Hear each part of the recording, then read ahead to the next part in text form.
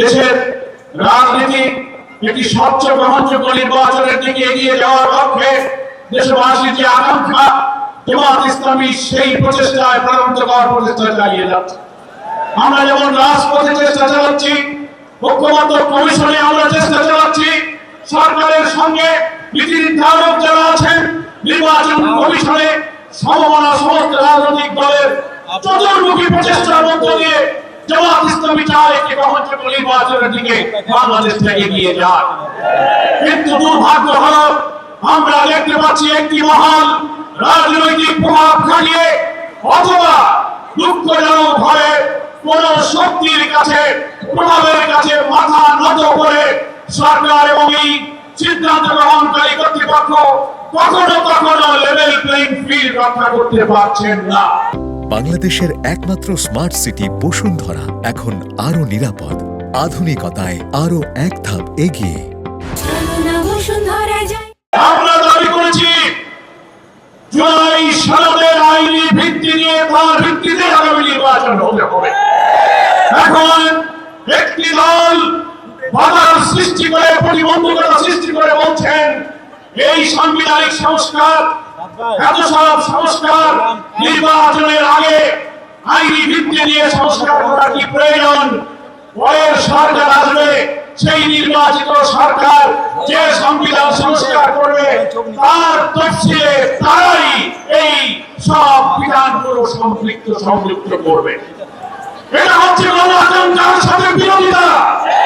গত 5ই আগস্ট প্রধান উপদেষ্টা জাতীয় সংসদের দক্ষিণ প্লাজায় যে জুলাই ডিক্লারেশন, জুলাই ঘোষণা পেশ করেছেন, আমরা লেভেল প্লেইং ফিল্ডের ক্ষেত্রে যে রক্ষা করা হয়নি, গোপনীয়তা রক্ষা করে জুলাই ঘোষণার মধ্যে একটি বিশেষ মহানের চিন্তায় এই জুলাই ঘোষণা ড্রাফট করে সেখানে গণ আকাঙ্ক্ষার বিপরীত অনেক কিছু সম্পৃক্ত করা হয়েছিল।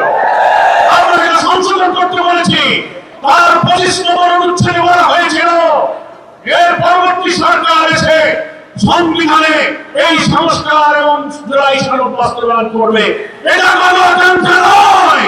আমরা বলেছি এই ইলেকশনের আগেই আইনি ভিত্তি দিতে হবে এবং এই যুবশিনী সাংবিধানিক এবং রাজনৈতিক নানান সংস্কার আমরা এই ঐক্যমত পোষণ করেছি। আরো 20টির মধ্যে প্রায় 8টি নোট অফ ডিসেন্ট যারা দিয়েছেন, বাকি যে আমরা একমত হয়েছি এই সংস্কারের বিষয়গুলোকে জুলাই সনদে অন্তর্ভুক্ত করে এটাকে কনস্টিটিউশন অর্ডার, সংবিধান আদেশ দিয়ে এবং গণভোটের মাধ্যমে নির্বাচনের আগেই আইনি ভিত্তি দিতে হবে। দেশ একটি মহা দুর্যোগের দিকে পড়ে যেতে পারে। আমি প্রধান উপদেষ্টার কাছে বিনয়ের সাথে নিবেদন করে দিও, আপনি এই দক্ষিণ প্লাজা জাতীয় সংসদে জুলাই ঘোষণা দিল লিখিত অঙ্গীকার করেছেন যে আমরা বিদ্যমান রাষ্ট্র কাঠামোকে সব জায়গায় সংস্কার করব।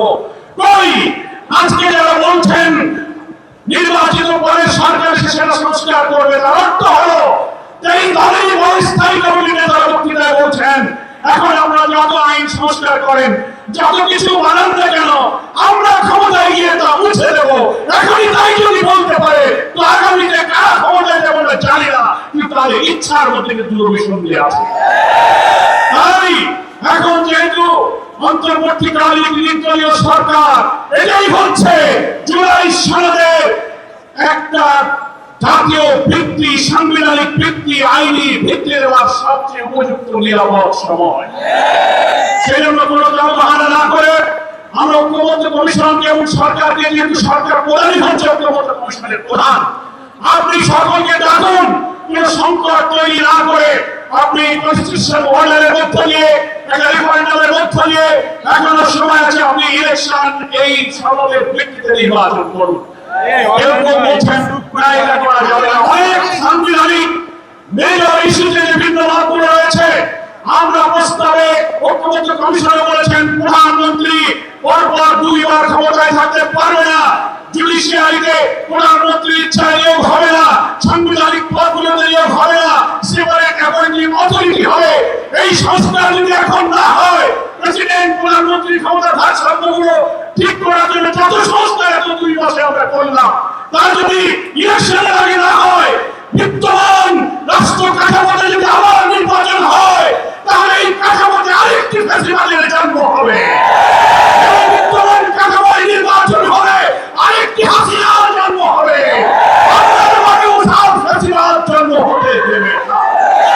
সেই জন্য লেভেল প্লেইং ফিল্ড আপনারা মেনটেন করতে পারছেন না। জুলাই সনদের আইনি ভিত্তি দিন, কনস্টিটিউশনাল অর্ডার জারি করুন, গণভোট দিন, ফ্যাসিবাদের দোষরদের রাজনীতি অকার্যকর করে তাদের কার্যক্রম স্থগিত করুন এবং আপনারা নির্বাচনের পূর্বে প্রতিশ্রুতি দিয়েছেন ভিন্ন মানবতা বিরোধী অপরাধীদেরকে দৃশ্যমান বিচার এই নির্বাচনের আগেই জাতির সামনে দেখাতে হবে। এগুলোই হচ্ছে আপনার প্রতিশ্রুতি বাস্তবায়ন করতে হবে।